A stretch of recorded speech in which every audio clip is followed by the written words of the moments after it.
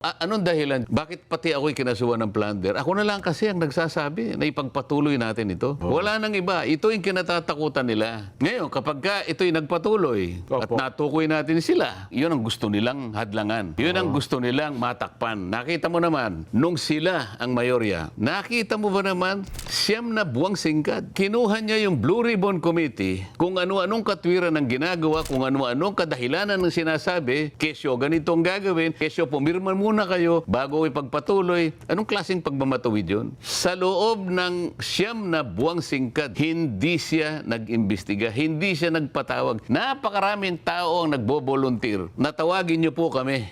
At gusto po naming mag-testify dyan sa Blue Ribbon Committee para makatulong po kami sa inyo. Ayaw nilang gawin yun. So ito lamang ang dahilan. Pagtatakip. At ang pinakamabisang paraan para matakpan yan, kung hindi man gusto nilang patayin kaagad yan ang issue na yan, sila na naman ang mayorya.